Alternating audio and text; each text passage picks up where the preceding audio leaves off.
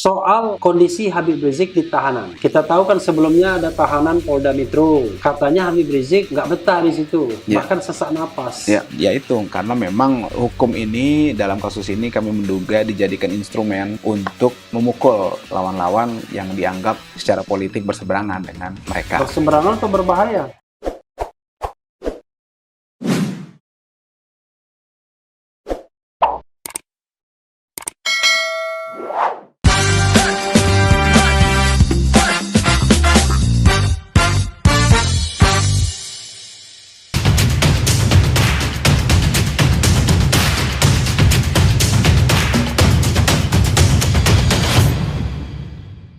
Assalamualaikum warahmatullahi wabarakatuh, Sobat RH sekalian. Jumpa lagi kita di channel yang keren ini, keren cerdas ya. Nah kali ini saya agak berbeda sedikit ya. Saya mau coba podcast dan saya namain podcast saya itu Repot. Repot itu adalah Refli Podcast ya. Dan memang repot juga ngeset ini. Nah saya ada korban pertama ya. Korban pertama saya ini lawyer ya, tapi entah dia mau ngaku lawyer apa enggak ya, pengacara yang sangat dikenal. Berapa kali Refli Harun Channel ini memberitakan soal HRS ya, Habib Rizik Syihab, dan selalu yang dikutip beliau ini. Beliau adalah Aziz Yanwar ya. Saya kadang-kadang lupa Yanwar Rizky. Aziz ya. Assalamualaikum warahmatullahi wabarakatuh, Bro Aziz ya. Siap abang. Jadi Bro Aziz ini usianya agak jauh dan saya ya. Siap jadi, bang. Saya masih muda 13 tahun dibalik ya. Bro Aziz sehat ya? Alhamdulillah bang. Saya terima kasih Bro Aziz karena ini pertama kali di Repot ya, Refli Podcast. Siap, ya mudah-mudahan dengan kehadiran Bro Aziz nanti Repot ini akan berkembang. Amin. Di Refli Harun Channel itu ada Repot sekarang yang baru ya, ada di Cecar. Di Cecar itu dialog cerdas secara Refli. Kemudian ada juga yang sering itu Uber ya. Ulas berita dan lain sebagainya. Jadi makasih ya Bro Aziz ya. Siap. Bro Aziz ini kita tahu kan Anda kan lawyernya Habib Rizik ya. Iya bang. Nah tentu orang tanya ya, itu jalan ceritanya ketika sampai Anda jadi lawyer itu gimana sih sebenarnya?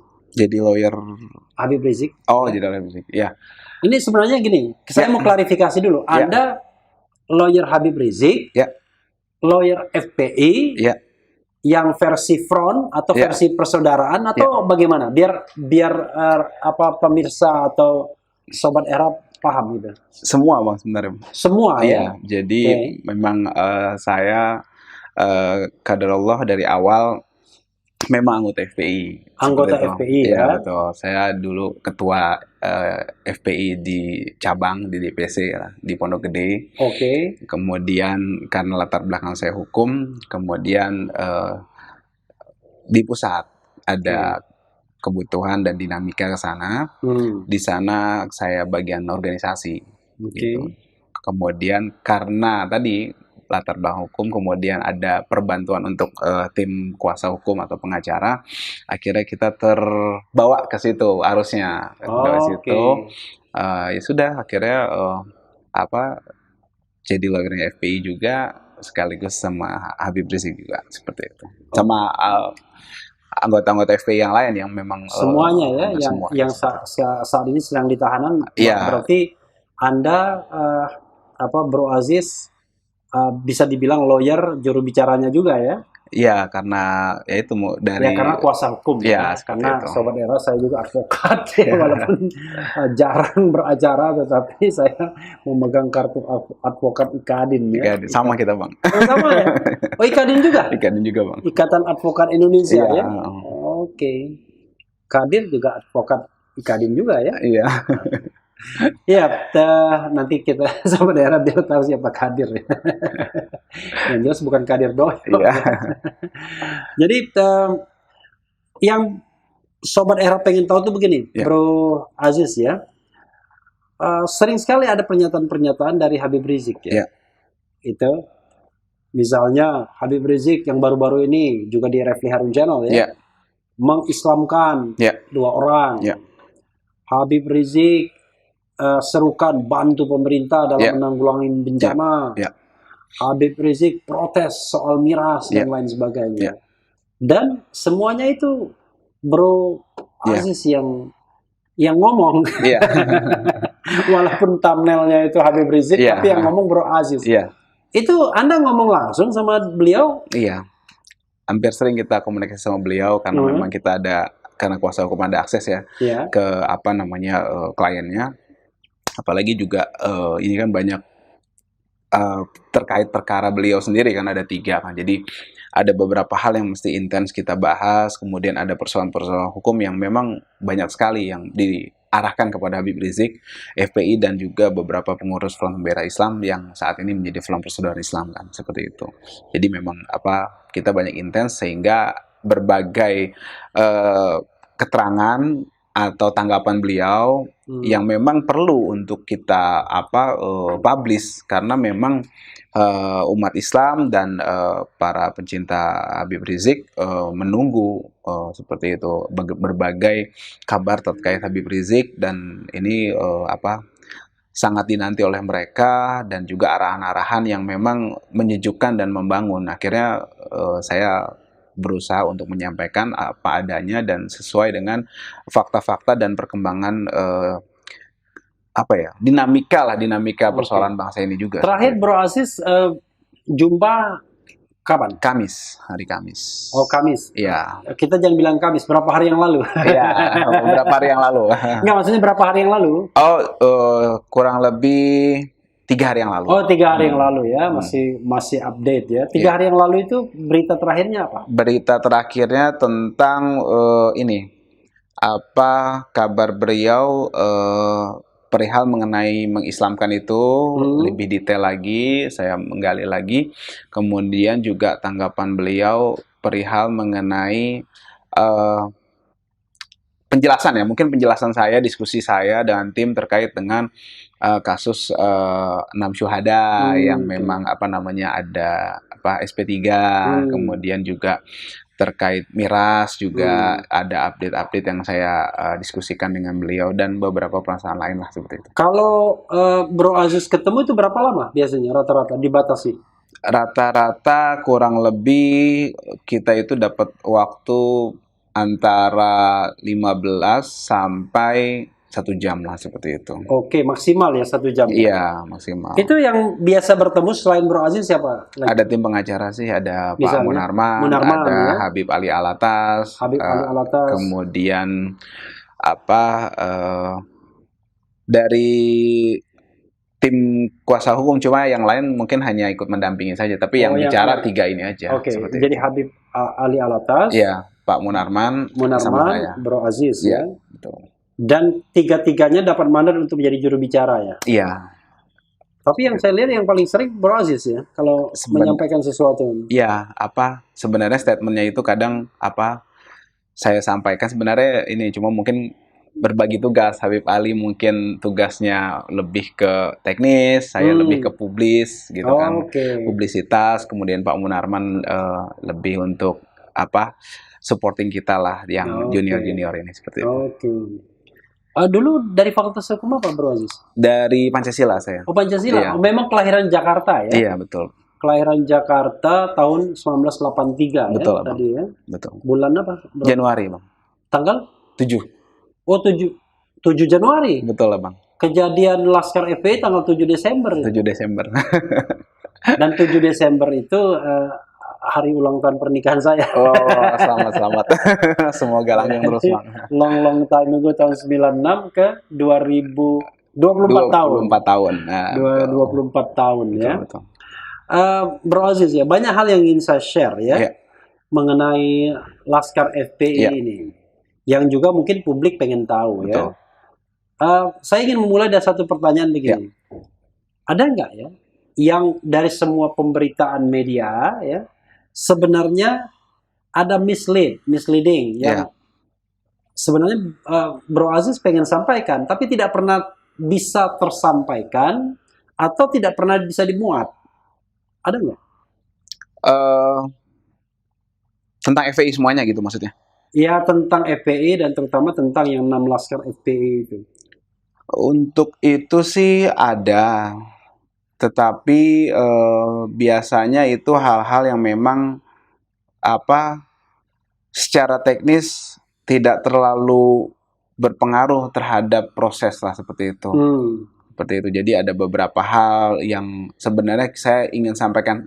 Saya catat memang ada 1-2, cuma kayaknya kurang gaungnya tuh kurang baik lah seperti itu. Misalnya.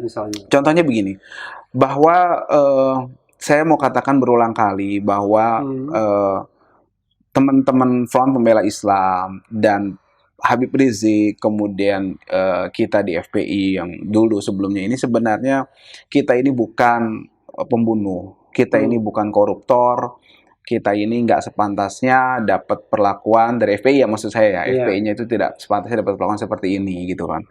Kita ini hanya berbeda pendapat dengan berbeda pendapat dan pendapatan dengan penguasa seperti itu, dan dapat perlakuan seperti ini sesama anak bangsa ini menurut saya sangat menyedihkan dan ironis gitu kan, dan ini harus segera dihentikan seperti itu. Jadi apa namanya, ini berbahaya menurut saya untuk perkembangan bangsa ini ke depannya. Saya mengacu kepada keterangan para senior-senior saya juga sih terkait hal ini. Makanya itu yang sebenarnya saya mau katakan, dan saya selalu menyisipkan ke beberapa media bahwa janganlah perbedaan pendapat itu disikapi terlalu berlebihan seperti itu. Kan kita kan Bhinneka Tunggal Ika, berbeda-beda tapi tetap satu. Tapi kita nggak siap kadang untuk beda pendapat, itu sih. Iya, tapi mungkin tidak sesederhana itu ya, bro ya. Bukan hanya perbedaan pendapat, tapi barangkali juga ini terkait dengan konstelasi politik ya. Betul. Anda merasakan itu enggak? Iya, tapi kan awalnya itu kan sebenarnya konstelasi itu ada sebenarnya ruang untuk diskusi, ruang untuk konsolidasi gitu kan. Kita ini bukan memperebutkan hal yang memang sangat prinsip dari segi moralitas lah seperti itu kan. Artinya masih ada terbuka ruang untuk diskusi, konsolidasi, duduk bersama, kemudian kita bisa bicara dari hati ke hati antara masyarakat yang harus diayomi, yang harus dilayani dengan pihak penguasa atau pemerintah kan, seperti itu. Iya, tapi misalnya ya, saya membayangkan ini analisis saya saja. Betul. Ya. Jadi walaupun nge-podcast tapi pakai nganalisis juga. Hebat Bang. Jadi begini bro. Ya. Kan kita tahu bahwa ketika Habib Rizik pulang dari Arab Saudi ya, Menko Polhukam membolehkan, silakan sambut. Padahal masih dalam pandemi ya. Barangkali itu testing the water. Ya.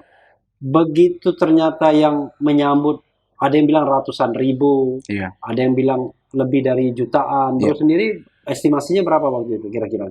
Estimasi waktu saya lihat dari atas itu jutaan sih memang. Oke, saya jutaan ya yang menyambut. Bisa jadi kan kemudian pemerintah shock. Ya. Dan ketika pemerintah shock, dia berpikir wah ini jangan-jangan akan memunculkan arus baru, gelombang besar dalam politik baik saat ini maupun ke depan ya. 2024 misalnya kita tahu bahwa FPI kan juga frontliner dalam menaikkan Anies Baswedan misalnya. Anda menangkap kekhawatiran itu enggak? Sehingga pokoknya at all cost ya di stop dulu lah Habib Rizik itu. Ya, itu menurut saya wajar saja, tapi itu terlalu berlebihan. Karena kalau hanya melihat penyambutan, kita ya bareng-bareng nih, punya sebenarnya bukti yang lebih besar lagi, yaitu 212 waktu dulu. Nah, itu kan sebenarnya kita tahu lah motornya juga kan, seperti itu. Dan menurut motornya saya, siapa? Menurut Habib Rizik. Habib Rizik dan FPI kan. Iya, jadi kan makin menegaskan dong berarti. Iya, artinya kita bisa melihat bahwa ini lebih besar, dan dari 212 itu sampai sekarang, kalau memang Habib Rizik dan tim ingin sebagaimana suuzon atau tuduhan tadi, itu kan sudah terjadi. Ini kan enggak. Saya dapat pastikan ya, memang Habib Rizik ini concernnya memang ke bagaimana amar ma'ruf nahi munkar dapat dijalani.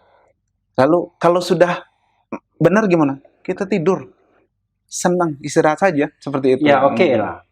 Ini saya katakanlah berpikir seperti orang yang mengkritik Habib Rizik ya, anggap saja. Amar ma'ruf nahi munkar.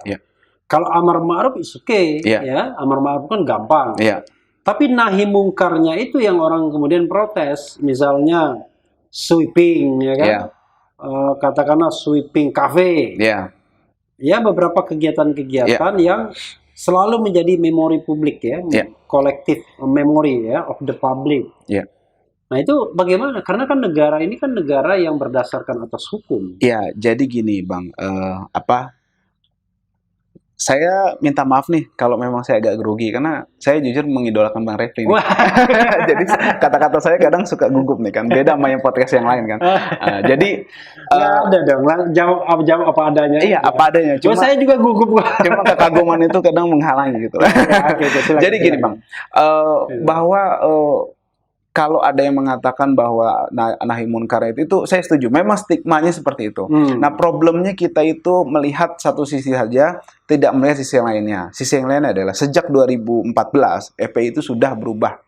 Tidak lagi ada seperti itu. Jadi yang diulang-ulang yang sejak 2014 itu udah for sure sudah ya? Berubah. Pasti ya ini ya? Pasti. Saya bisa jamin gitu. Kalaupun ada, itu pasti sudah ada tindakan dari DPP. Gitu. Jadi kita sudah menempuh jalur semuanya itu sesuai konstitusi. Bahkan waktu itu kita menginstruksikan untuk bekerja sama dengan penegak hukum.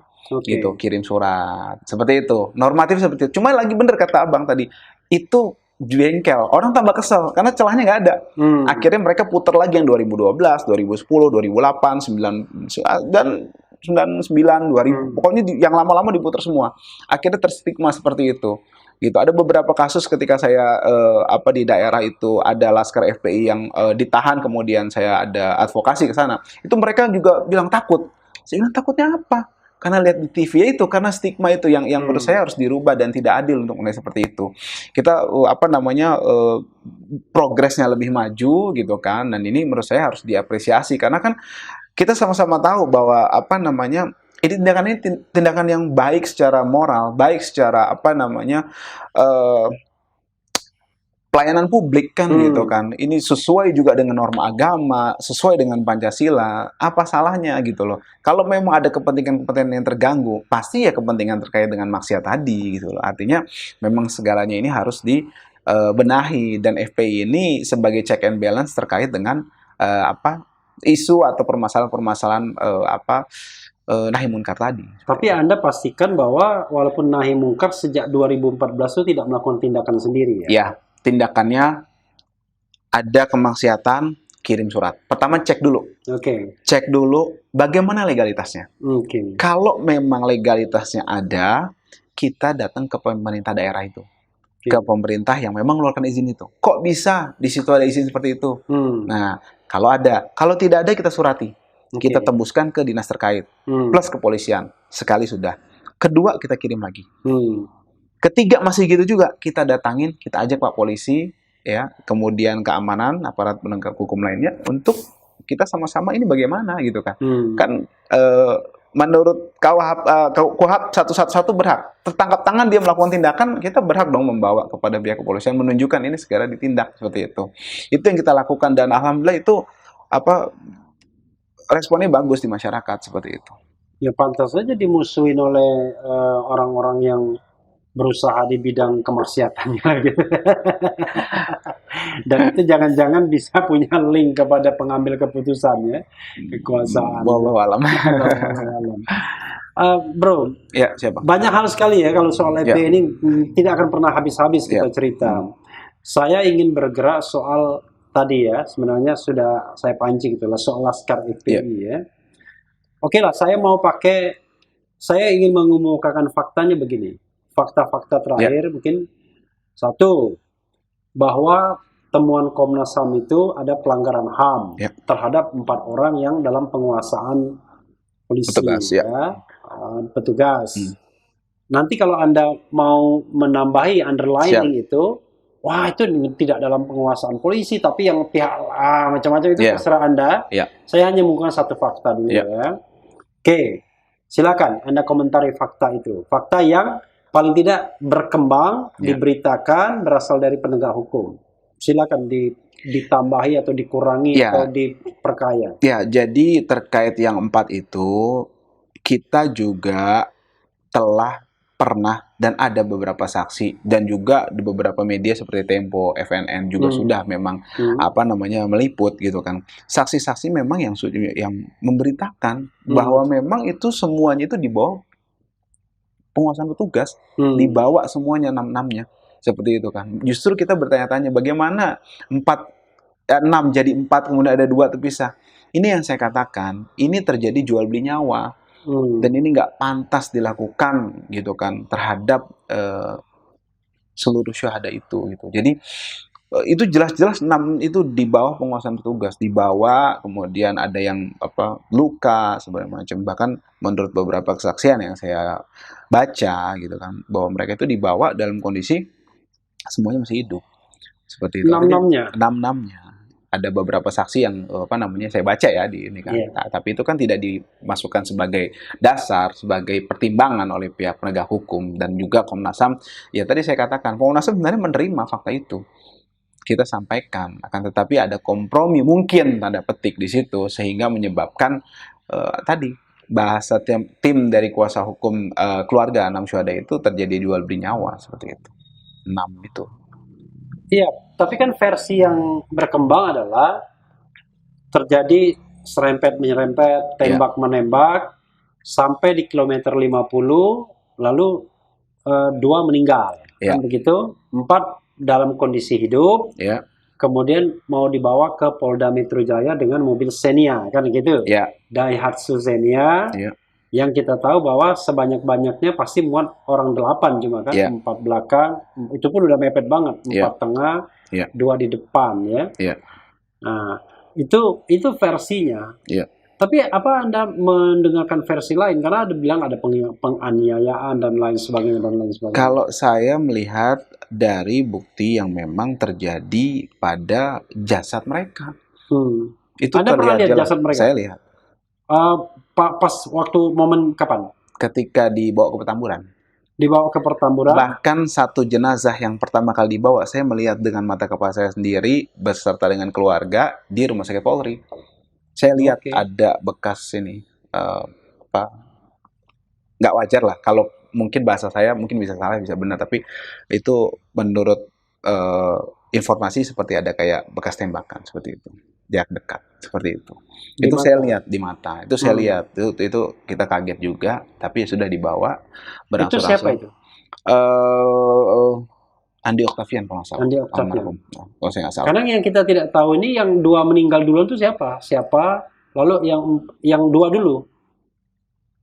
Ya, jadi gini. Nggak pernah terpublikasi kan? Yang sebenarnya itu sudah kita kemukakan melalui, karena kan saya nggak ada di sana ya, jadi kita hanya menyampaikan para saksi itu kepada pihak Komnas HAM. Artinya data-data itu sebenarnya ada di pihak Komnas HAM gitu kan, terkait kesaksian mereka itu bahwa semuanya itu masih keadaan hidup. Sekarat ya, ada yang mengatakan seperti itu, tapi masih bergerak. Gitu loh, masih bergerak gitu. Jadi dibawa yang dan itu, yang sekarang itu 2 orang itu maksudnya. 2 orang seperti itu. Itu siapa? Ini kalau saya lupa pastinya. Saya lupa pastinya karena khawatir nanti salah nama kan. Tapi saya agak lupa pastinya itu siapa yang kedua 2 orang itu. Tapi begini, Abang, yang saya mau sampaikan sedikit. Kita coba apa maksud dari petugas itu menguntit dan memepet itu.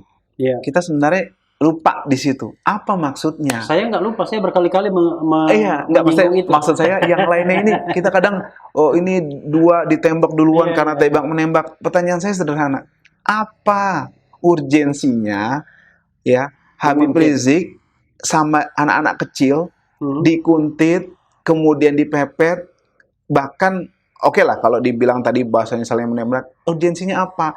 Kecuali mereka ini ada mobil polisi lagi jalan dipepet gitu kan. Ini bahkan sepengetahuan kami menurut informasi mereka itu tidak ada yang mengetahui bahwa itu kendaraan petugas karena tidak ada identitasnya gitu. Itu saya kemukakan berkali-kali di beberapa media kan bahwa mereka ini nggak tahu kalau misalnya itu petugas gitu kan. Ya gitu. Kalau saya pun juga mengatakan kalau tahu petugas dan mereka masih main pepet-pepetan ya bodoh berarti ya. Iya, itu bisa dilihat dan satu lagi kuncinya sedikit mengenai tembak menembak, berarti kan ada senjata. Saya berkali-kali memancing atau menggugah nurani serta akal sehat kita deh. Kondisinya kan ada voice note waktu itu, Bang. Iya. Nah, voice note itu beredar, semua kita tahu, rame di media. Itu terdengar jelas bahwa pepet gitu kan, tabrak aja. Kalau memang ada ancaman atau threat di situ terhadap, kalau kita di jalan tuh ada ancaman, kita punya senjata, kita ancam kan, keluarin, kan begitu bahasanya kan. Itu reaksi spontan, Bang. Kita punya senjata, keluarin. Tolong coba, biar jangan ganggu. Kan begitu. Ini enggak, mereka sudah tabrak. Artinya apa? Tidak punya apapun, daya apapun, kecuali kendaraan itu. Gitu. Itu sebenarnya sudah menjelaskan bahwa mereka tidak punya apa-apa. Seperti itu kan. Itu kalau kita ini ya, gunakan sedikit kecerdasan kita lah untuk menganalisa terkait dengan voice note yang memang beredar itu.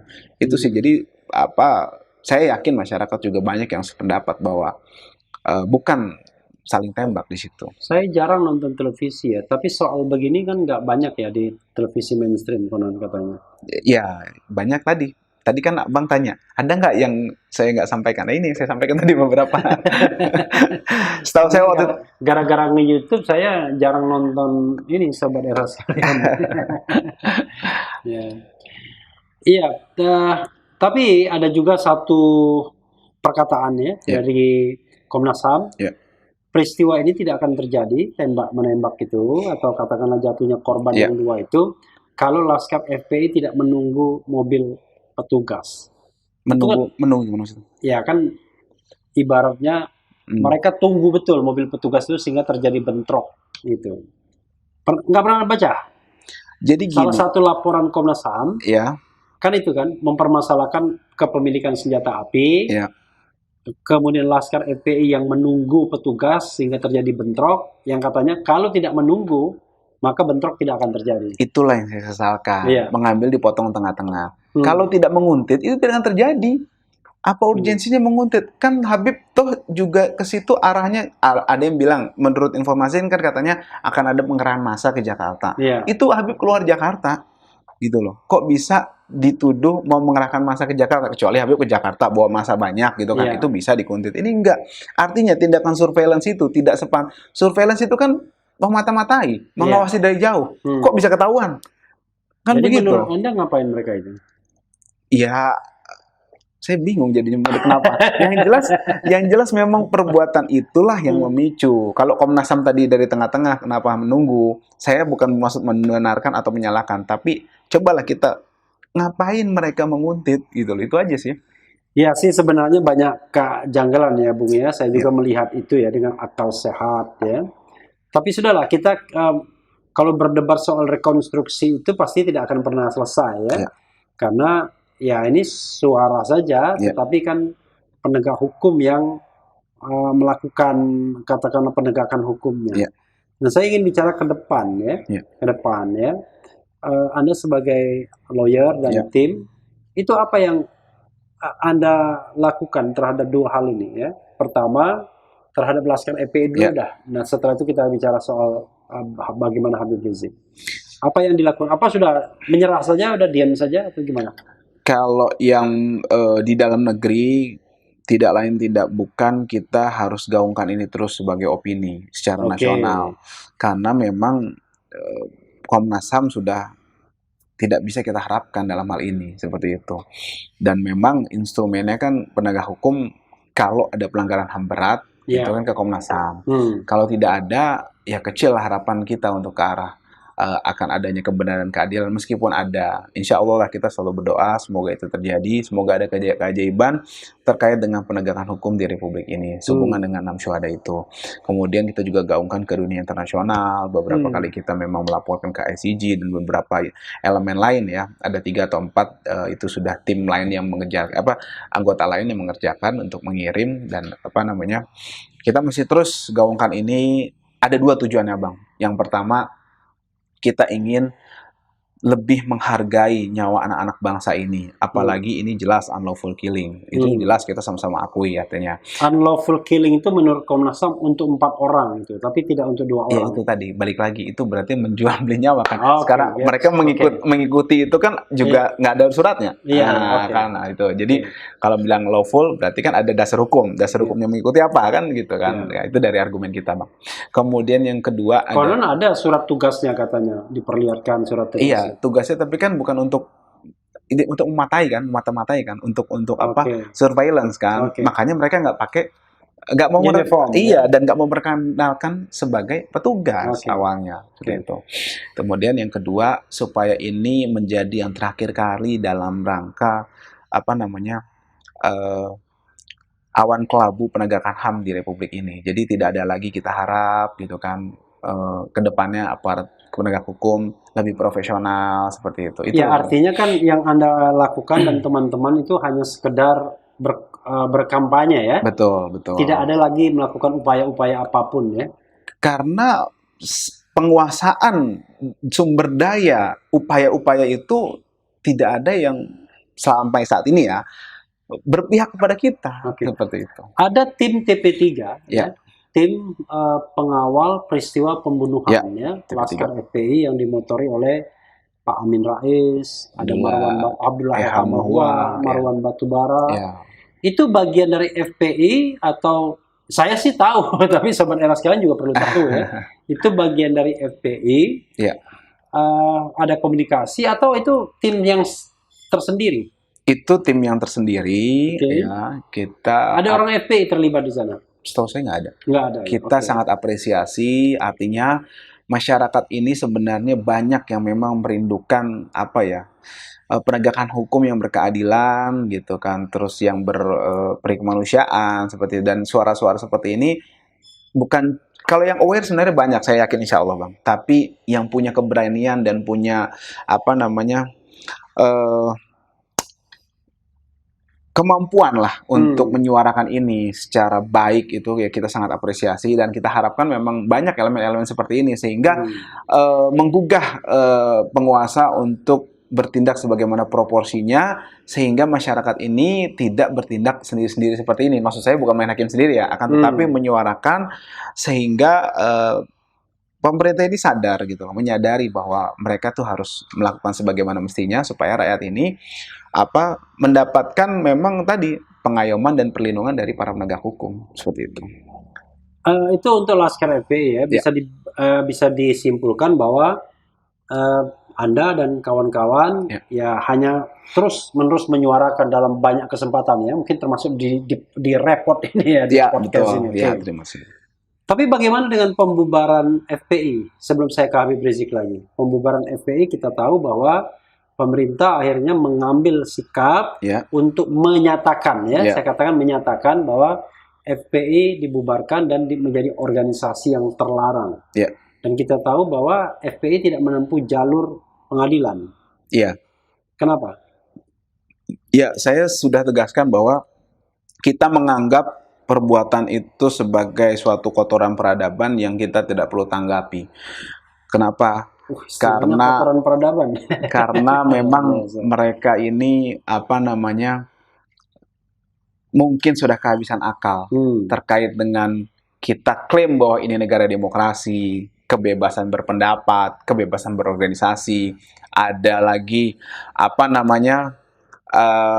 equality before the law, ada lagi presumption of innocence itu. Ini kan enggak. Kemarin mereka menjabarkan semua tanpa bukti hukum berdasarkan tuduhan, SKB itu keluar, kemudian baru pembuktian itu dikejar-kejar terkait dengan terorisme. Secara teoritis, saya ingin mengatakan kalau penegakan hukumnya benar kan sebenarnya kan bisa dibela di pengadilan. Ya itu dia. Kita tidak dapat berharap lebih terkait dengan hal tersebut. Kenapa? Di sini dalam kondisi kenapa? Kita ada dasar juga. Kenapa? Karena kita nggak mau terpancing sama mereka juga. Kalau kita gugat, kita tahu institusi sudah dikuasai dari ujung ke ujung kan, gitu kan? Saya tahu, tapi nggak tega ngomongnya. Setelah mengikat, berkekuatan hukum dengan gugatan tadi Tuh, kan kalah Anda atau salah, menang, ya? Anda salah, makin dihajar lagi, akhirnya jadi kita masuk ke perangkat mereka dan kita nggak mau itu. Oke, ya, jadi nggak mau trapping ya. Ya. Tiba-tiba FPI berubah menjadi Front Persatuan Islam awalnya. Ya. Tidak sampai berapa hari kemudian jadi Front Persaudaraan Islam. Itu Persatuan Islam itu siapa yang kasih nama? Persaudaraan itu konon katanya Habib Rizik yang kasih nama. Persisnya seperti apa sih ceritanya? Ya, jadi Front Persatuan Islam itu hari itu juga ya? Iya, hari itu saat juga. dibubarkan itu. Hari itu ada beberapa. Kapan ya dibubarkannya, tanggal berapa? Di 3 Desember kalau salah saya nggak. Nggak mungkin. Nggak, sorry, 2 Desember lah, Desember.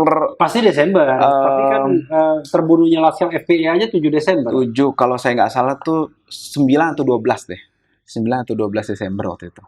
Oke, ya. Pokoknya kalau 12 itu Habib Rizik dihadirkan ke Polda Metro Jaya dan tanggal 13 mulai ditahan. Oh ya, berarti waktu itu akhir Desember. Iya. Saya ingin akhir Desember karena ada di Refli Harun Channel ya. Ya, oke. Itu ya mungkin sudah tanggal 20-an kalau tidak salah. Sudah tanggal 20-an. 23 masalahnya. Iya, tadi 3 itu maksudnya 23 tadi. Saya lupa.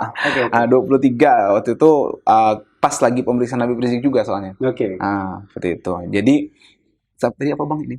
Iya, tadi jadi tiba-tiba di persatuan. Persatuan. Para tokoh-tokoh kemudian berkumpul untuk menyatakan keprihatinannya, kemudian segera membuat wadah baru untuk menampung aspirasi amar ma'ruf nahi munkar tadi, yang memang sebelumnya perahunya bernama Front Pembela Islam. Nah, kemudian dicetuskanlah Front Persatuan Islam. Siapa yang memberikan nama itu? Para deklarator, kalau nggak salah ada 19 orang waktu itu. Ya, maksudnya yang mencetuskan musyawarah bareng-bareng. Musyawarah 19 orang waktu itu. Saya ingat 19 orang. Tapi tidak tahu siapa yang pertama kali ngomong Front Persatuan Islam ini. Karena waktu itu saya mau masuk sudah nggak boleh, ada apa dijaga aparat di Petamburan waktu itu. Jadi saya nggak tahu persis, tapi yang jelas 19 orang itu deklarator itu.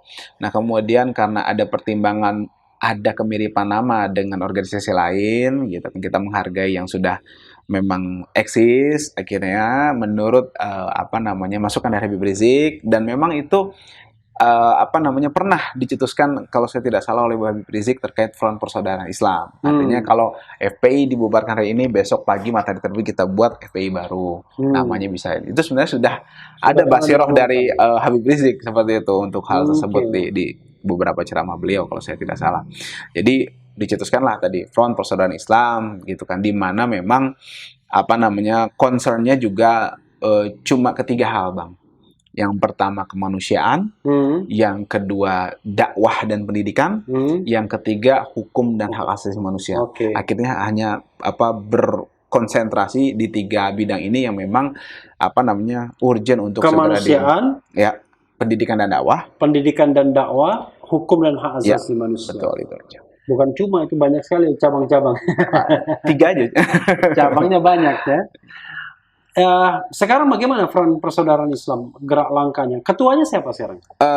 Jadi belum ada, ya? Belum, kita masih rapat, kemudian masih membahas untuk hal tersebut, ADRT dan lain sebagainya. Tapi sudah ada konsolidasi ke beberapa daerah, ada deklarasi-deklarasi dari beberapa daerah. Itu kan hanya beberapa ex Front Pembela Islam, ada perahu baru. Jadi ini bukan Front Pembela Islam berubah menjadi Front Persaudaraan Islam, tapi ada perahu baru bernama Front Persaudaraan Islam yang menampung. Dan ditawarkan mau ikut apa enggak kira-kira gitu. Iya, masih berani atau enggak? Itu aja sih sebenarnya. Masih berani atau enggak ya? Luar biasa ya, negara kita susah sekali membentuk organisasi ya. Iya, tapi kenapa pengurusnya kok belum ada sampai sekarang? Belum ada ketuanya, belum ada.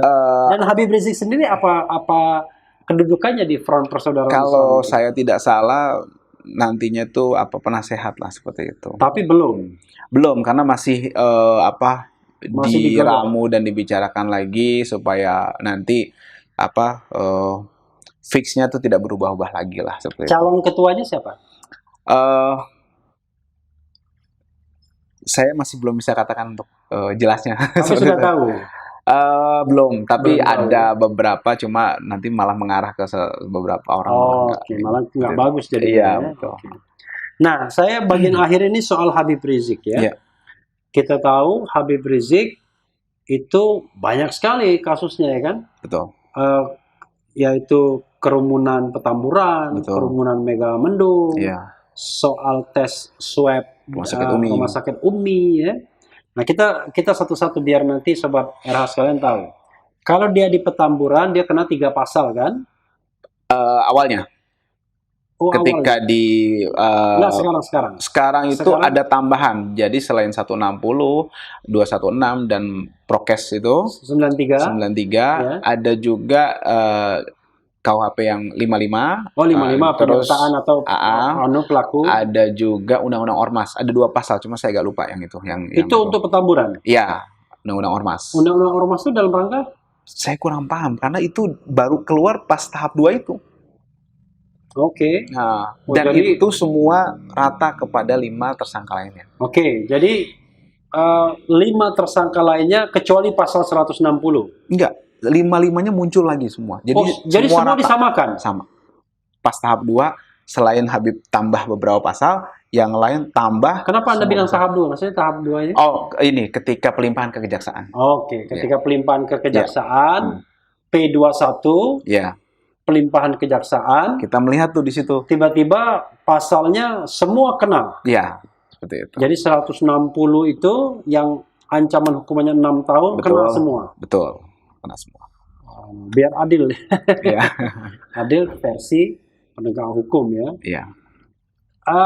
Anda melihatnya bagaimana? Kok tiba-tiba masalah, ya saya sih menganggapnya masalah sepele awalnya ya. Ini perspektif saya. Buktinya Presiden Jokowi kan berkali-kali juga melanggar prokes, tapi kan dianggap biasa-biasa saja kan? Iya. Gitu.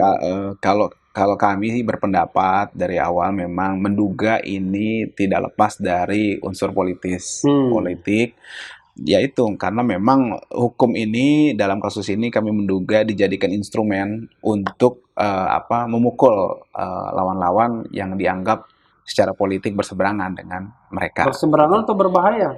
Berseberangan, kalau berbahaya itu... Kalau berseberangan saja mungkin tidak akan dihabisi. Kalau berbahaya itu yang akan dihabisi. Ya, berseberangan kemudian membahayakan mungkin buat mereka dan perlu untuk dihabisi. Jadi itu, dan kalau setahu saya, mohon koreksi ya Bang, ini pantas untuk masuk rekor lah.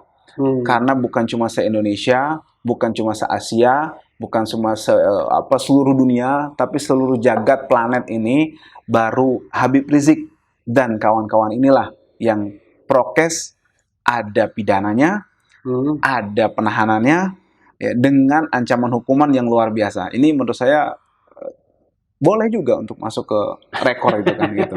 Itu sih. Iya, saya juga prihatin ya. Iya. Itu kasus di Petamburan ya, jadi dikenakan banyak pasal. Kasus Megamendung begitu juga? Megamendung tidak. Megamendung pasalnya hanya bukan prokes 93 itu Bang. Itu dia undang-undang wabah penyakit menular. Itu tidak terlalu berat lah ininya. Itu 1 tahun kurang gitu. Tidak sampai 1 tahun ya. Tidak sampai 1 tahun.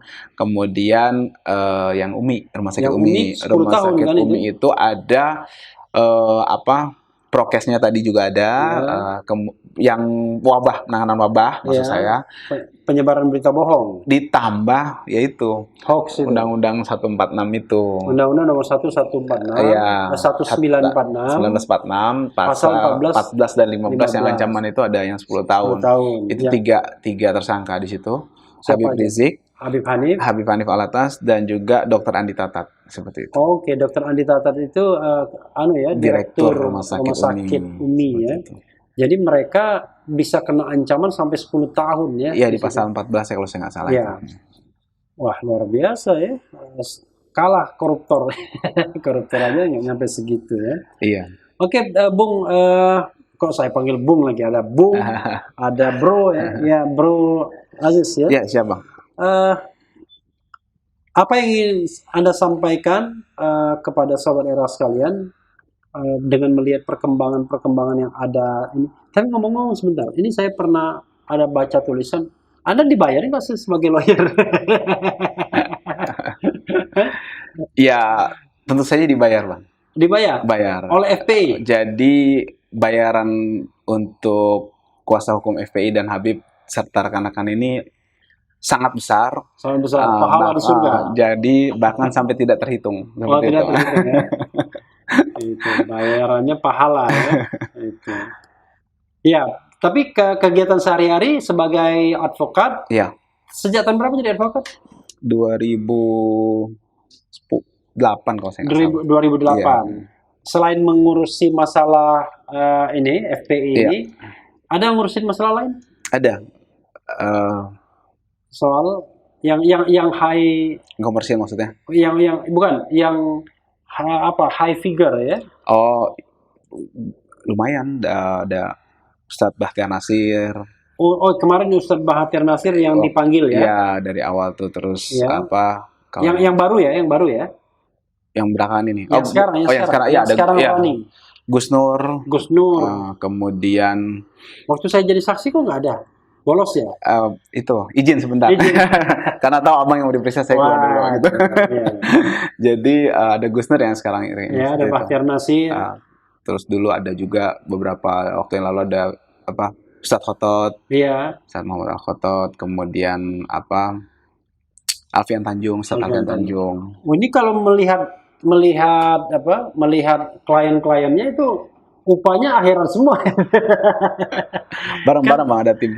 Oke, kita frankly speaking kan namanya lawyering ini kan harus ada dapur mengebul juga, asap mengebul kan. Kalau semua pro bono, ini mohon maaf, saya nggak tahu apakah pro bono apa enggak ya. Tapi kalau semua misalnya pro bono untuk katakanlah pembelaan umat dan lain sebagainya, bagaimana bisa berjalan profesinya? Ya, Allah dan Rasulnya yang mengurus, Bang. Kalau begini sudah berat ya kan. Kalau saya diajarkan oleh senior-senior antara oleh Pak Munarman bahwa kalau untuk urusan begini kita harus selesai dulu dengan urusan kita. Artinya kita That's the point. Iya, kita selesai dengan urusan kita. Artinya kita tidak ada urusan di sini. Jangan sampai kemudian keluarga malah keleleran gitu ya. Bukan, maksudnya kita mempersiapkan. Artinya untuk terjun ke yang seperti ini kita sudah selesai urusan dengan diri kita sendiri. Maksudnya kita tidak lagi mengurusi hal-hal terkait diri kita untuk hal-hal yang umum lah seperti itu kan, seperti misalnya nama baik, kemudian penghinaan, kemudian ancaman, periuk, itu kita sudah selesai. Artinya sudah selesai itu bukan berarti sudah ada savingnya. Bukan, maksud saya kita sudah tidak perlu dipikirkan, diserahkan kepada Yang Maha Kuasa. Iya, itu maksudnya itu. Tapi kan istri dan anak tetap perlu makan. Iya, selain makan mungkin pengertian itu kita harus kasih dulu, habis itu baru makan. Oh, oke. Luar biasa ya. Bro, jadi sebenarnya Sobat RH ini juga pengen tahu ya soal kondisi Habib Rizik di tahanan. Kita tahu kan sebelumnya ada tahanan Polda Metro. Katanya Habib Rizik nggak betah di situ, bahkan sesak napas. Ini benar nggak itu sebenarnya? Ya, jadi sebenarnya bukan nggak betah. Tapi memang siapa sih yang betah ditahan? Memang gak ada yang betah. Cuma dalam hal ini kalau ditanya Habib Riziknya tidak pernah mengatakan tidak betah. Tidak pernah ngomong dia? Tidak pernah mengatakan tidak betah. Habib Rizik ini pejuang dan tidak pernah mengeluh apapun terkait kondisi. Karena sudah siap. Apapun perjuangan ada resikonya dan beliau sangat konsisten dengan tersebut. Tapi katanya dia pernah berteriak tuh waktu ketika dia sesak napas itu. Iya, karena dia minta supaya ada tabung oksigen kan, tabung oksigen, karena memang kalau ada terjadi sesuatu pada beliau kan jadi masalah juga ke pihak kepolisian. Nah, beliau masuk akal sih kalau kita kita minta tabung oksigen. Beliau tuh memikirkan itu, jadi makanya sebenarnya bukan berteriak-teriak juga, cuma yang berteriak itu dari satu sel, yang ini yang berteriak. Orang lain. Iya, dia meneriakkan supaya Habib Rizik ini ditolong seperti itu. Jadi ada salah paham sedikit mungkin di situ. Tapi Habib Rizik ini karena sesuatu dan lain hal yang memang teknis penahanan, karena memang waktu itu diambil alih oleh Mabes Polri, makanya harus dipindahkan. Jadi bukan tidak betah. seperti itu di jadi rutan Polda. Jadi karena diambil alih Mabes Polri, maka penahanan pun otomatis Iya, dipindahkan. seperti itu dipindahkan ke sana untuk lebih memudahkan koordinasi. Kan mereka pemeriksaan itu kan penyidikan dari Mabes Polri. Tapi konon di Mabes Polri jauh lebih baik fasilitasnya, kondisinya gitu ya. Iya. Sorry, saya nggak pernah lihat, tetapi konon lebih baik katanya. Jadi memang karena gedungnya baru, dia lebih bersih. Ada plus minusnya ya. Tapi ini bukan berarti jadi keluhan beliau ya. Yang pertama, kalau di Polda itu kondisinya itu ada sinar matahari. Di Polda ada sinar matahari. Ada sinar matahari, jadi artinya bisa kena sinar matahari. Iya, itu secara kesehatan pasti dampaknya baik. Iya. Nah, kemudian kalau di Mabes Polri tidak ada, karena kan memang di basement, bukan untuk Habib aja, semua sebenarnya. Oh, di basement. Iya, karena kan ruang tahannya di basement seperti itu. Tapi ada AC-nya dong? Ada. Nah, tadi kalau di Polda tidak ada AC-nya, kalau di sini ada AC, tapi AC-nya di lorong dan bangunannya lebih bersih dibandingkan di Polda. Karena kan AC-nya di lorong tuh yang Polda? Iya, AC sentral seperti itu. Kalau di Bareskrim, AC-nya masing-masing ruang? Oh enggak. Kalau di Polda tidak ada AC.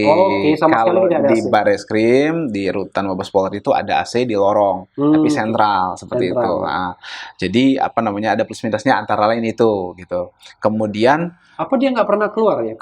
Kalau misalnya kalau Bro Aziz nengok itu keluar itu ada ruangan memang kita. Dan itu ada mataharinya? Nggak ada juga. Oh, nggak ada matahari? Nggak ada juga. Oh, jadi selama berapa bulan ini dia nggak kena sinar matahari? Betul. Itu memang kondisi sama sekali? Iya. Loh, lebih buruk daripada kondisi ya, kalau dari napi? Semua sinar, semua di situ sama. Nggak, maksudnya kalau napi kan. Oh iya, makan ini kan kalau napi kan sudah di Cipinang dan lain sebagainya. Sebenarnya kan memang ini kan sementara. Ketika nanti sudah divonis pasti dipindahkan ke lapas. Tapi sementaranya 3 bulan sudah. Iya, itu sejak tanggal 13 Desember, Januari, Februari, Maret, udah 3 bulan. Iya, 3 bulan. Alias 90 hari. Iya, makanya kita dari tim kuasa hukum juga mengupayakan secepatnya untuk dapat diproses. Antara lain karena memperhatikan aspek itu juga.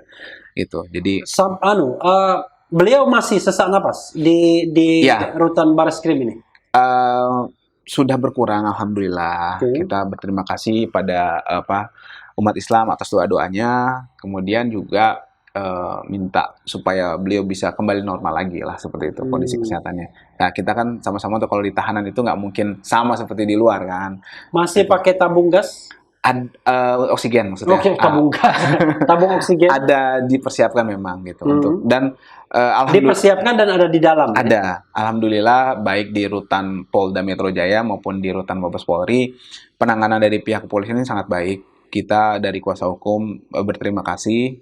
Kemudian akses dokter juga diberikan, artinya manusiawi untuk kesehatan tahanan gitu kan, bukan cuma untuk Habib saja. Ya, kita berterima kasih untuk kemudahan. Tabung oksigen itu konon katanya bawa sendiri? Iya, karena permintaan Habib. Oh, karena permintaan Habib. Iya, sebenarnya dari pihak kepolisian mereka ada standarnya juga. Saya juga mendengar ya, konon katanya Habib tidak pernah mau makan makanan dari rutan, tapi makanan itu dibawa dari rumah. Iya, sebenarnya bentuk ini ya, ini sebenarnya urusan pribadi beliau dan keluarga. Mungkin keluarga merasa supaya Habib ada keterikatan lah mungkin dengan keluarga, sehingga keluarga diusahakan mereka itu memasak, kemudian dikirimkan kepada Habib dan juga kepada rekan-rekan lain. Tapi kan tidak in hand, kan tidak langsung kan? Ketika saya bawa rantang untuk makanan, saya kan tidak langsung berikan ke Habib, tapi ke petugas kan? Iya, artinya di situ dicek di lab dulu, seperti itu. Bagaimana kalau memang secara kesehatan, contoh ada beberapa kayak sayur tuh ada mengandung zat yang memang membahayakan bagi tubuh, itu sama polisi nggak dikasih masuk gitu. Jadi dicek dulu, kemudian diperiksa sudah oke. Dan dari penyerahan itu kita masuk tuh belok kanan sedikit itu langsung ruang tahanan Habib. Jadi polisi masuk langsung terima seperti itu. Artinya masih bisa diikuti dengan mata. Sedikit pas belok kanan kelihatan dia tinggal kasih, dia langsung balik lagi. Kenapa saya ketawa ya? Kalau memang ingin macam-macam itu mudah sekali sesungguhnya ya. Banyak CCTV juga sih Bang. Banyak Jadi CCTV kelihatannya juga, ya? akan beresiko bagi pihak-pihak yang memang berniat buruk tadi seperti itu. Walaupun CCTV kan bisa saja ditundukkan. Bisa saja, dimatikan juga bisa. Tapi enggak lah insya Allah karena so far Nah, kita lumayan lah. saudara sekalian ini cuma sekedar menganalisis saja ya. Mudah-mudahan bahwa penegak hukum kita tetap on the right track ya. Memproses secara baik dan memang yang menjalankan fungsinya secara baik. Kita sebagai warga negara kan berhak meminta itu kan. Dan juga mengkritik juga berhak. Karena kalau mereka menyalahgunakan kewenangan dan kekuasaannya, justru itu bertentangan dengan hukum dan perundang-undangan yang ada. Betul. Sekarang sudah berapa lama ya? Sudah 3 bulan. Kurang lebih 3 bulan. Yang satu sel sama Habib Rizik itu siapa aja? Habib Hanif dan Kiai Ahmad Sobri Lubis. Ya, ketum FPI yang lama ya. Betul. Ruangannya berapa kali berapa itu? Ruangannya itu pernah masuk, pernah ikut. Sebesar inilah. Pernah saya pas masuk pertama lihat. Oh, berarti kira-kira ya 4x5 ya? Iya, 4x5. Ini ruangan ini 4x5 ya. Saya tahu juga 1, 2, 3, 4, 5, 6. Oh, enggak ding. 6x6 ya, hampir 4x5 kurang lebih ya. Kurang lebih seperti itu. Bersih. Kok bisa sama Habib Hanif dan kemudian Kiai Sobri Lubis itu memang sengaja memilih atau bagaimana? Ya pertimbangannya supaya Habib ada yang menjaga, kemudian ada yang menemani beliau lah seperti itu kan. Karena memang Habib Hanif kan menantunya, kemudian kayak Mas Sobri Lubis juga ada kedekatan emosional dengan beliau. Akhirnya kita mengupayakan supaya memang Habib Rizik ditemani selnya itu dengan kedua orang tadi seperti itu. Yang lainnya siapa lagi? Yang Ustadz Haris Ubaidillah. Ustadz Haris Ubaidillah ya. Habib Ali Alwi Alatas. Habib Idrus Al-Habsyi. Ustadz Muhammad Suryadi. Itu 4. Iya. Satu sel juga. Mereka satu sel, tapi beda sama Habib. Oke, beda ya. Berbeda. Cerita bisa mengislamkan tuh gimana ya? Ya. Berarti kan ada interaksi antara sesama. Iya. Karena tiap waktu sholat itu kan memang dibuka. Oke. Jadi mereka sholat 5 waktu, 5 waktu dibuka, alhamdulillah. Sehingga untung ada waktu sholat. Sehingga itu dimanfaatkan betul untuk berinteraksi, kemudian yang positif ya, dan juga membahas tentang ilmu agama, berdiskusi seperti itu. Akhirnya membawa dampak positif. Itu berapa lama setelah sholat itu mereka bisa berkumpul? Kan ada tausiah. Ada, tapi nggak setiap sholat. Ada kalau saya tidak salah dalam sehari itu 2 kali. Tausiah seperti itu. Subuh atau apa? Iya, subuh ada, kemudian ada juga setelah maghrib, kalau saya nggak salah ya. Pokoknya ada 2 kali kurang lebih. Dan itu ada napi yang lain tadi, yang 2 orang tuh ayah dan anak tuh memang kadar Allah tuh. Nah itu kemudian itu narkoba ya? Narkoba betul. Kemudian tertarik kepada Islam, hidayah Allah, kemudian Habib Rizik jadi wasilah untuk hidayah tersebut, terjadi diskusi, kemudian kadar Allah mereka berdua memahami dan merasakan ketulusan dari Habib Rizik dalam dakwah tersebut, sehingga tersentuhlah. Atas izin Allah, akhirnya mereka bisa bersyahadat, kemudian mengikrarkan Islam di Rutan Mabes Polri. Diberi nama sama juga oleh Habib Rizik. Iya, namanya. Siapa yang lupa saya? Masih ingat enggak ya? Lupa juga. Oke, nanti kita cek ya saudara sekalian ya. Kalau sholat Jumat gimana? Kalau sholat Jumat, lihat kondisi, informasinya dari rutan itu kadang dibuka blok krimum dan narkoba jadi satu Jumat, atau kadang ketika terjadi satu dan lain hal ada kebijakan krimum, narkoba. Itu jadi sholat Jumatnya ada 2 di situ seperti itu. Kalau Habib masuk krimum ya? Habib masuk narkoba, Bang. Oh, masuk narkoba malah? Masuk rutan narkoba. Kalau yang 4 tadi masuk ke rutan krimum. Oke. Jadi sebenarnya soal teknis saja itu ya? Soal loading saja, soal load. Iya, sebenarnya load aja karena ada keterbatasan tempat antara satu dan lain, tapi bisa sih diatasi dan disiasati oleh pihak rutan dan Kabak Tahti di sana seperti itu. Oke. Kabak Tahti itu apa? tahanan dan barang bukti. Oh, tahanan dan barang bukti. Kalau Tahiti itu lain lagi. Negara. Tahiti itu negara ya. Iya, terakhir ya. Iya Bang. Mungkin ada closing statement buat sobat era sekalian. Apa saja ya. Dan barangkali ya yang menggetarkan.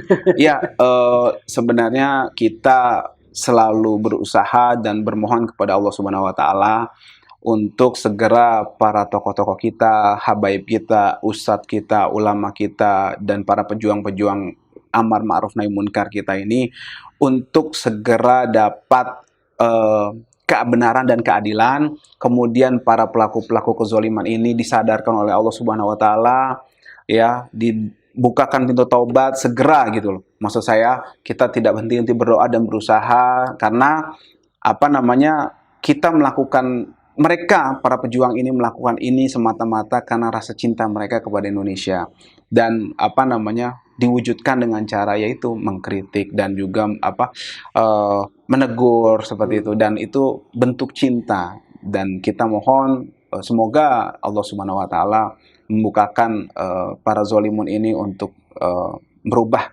tindakan-tindakan mereka itu menjadi kebaikan kepada para pejuang-pejuang kita. Itu sih Bang. Wah, luar biasa. Tapi ketika mereka dibilang zolim, mereka nggak terima.